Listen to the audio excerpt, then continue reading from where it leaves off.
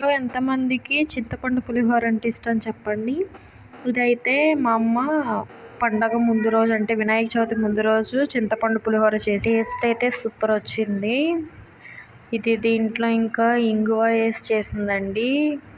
Hi అండి, అందరూ ఎలా ఉన్నారు? బాగున్నారా? నేను మీ దివ్య.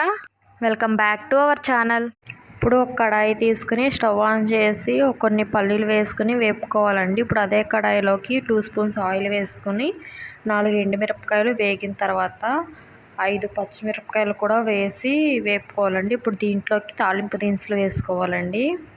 ఇవన్నీ ఒకసారి తిప్పుకున్న తర్వాత ఇప్పుడు ఇందాక వేయించి పెట్టుకున్నాక పల్లీలు కూడా వేసుకోవాలండి. ఇప్పుడు మొత్తం అన్నీ కలిసేలా తిప్పుకోవాలి.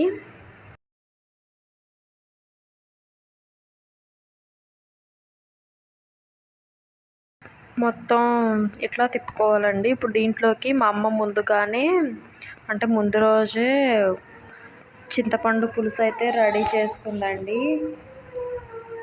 ఆ పులుసు వేసేసింది అనమాట. అంటే పండగ రోజు పని అవదని చెప్పి అవి వేసేసింది.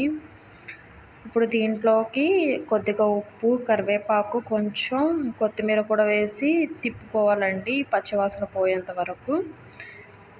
ఇప్పుడు ఇంతేనండి, పులిహోర పులుసు అయితే రెడీ అయిపోయింది. ఇప్పుడు స్టవ్ కట్టేసి మనం ముందుగానే వేడిగా వండుకున్నటువంటి అన్నం ఉంటుంది కదండి, ఆ అన్నం దాంట్లో వేసుకొని ఇంకా పులిహోర అనేది కలిపేసుకోవటమే.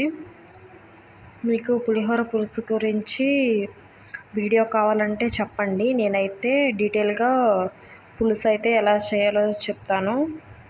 మా అమ్మ చేత చేయించి చూపిస్తాను అన్నమాట. దీనికి సరిపడా అన్నం అయితే తీసుకోవాలండి పులిహోర పులుసుకి. ఇప్పుడు మొత్తం ఒకసారి కలుపుకోవాలి. ఆ పులుసు మొత్తం అన్నానికి బాగా పట్టాలండి.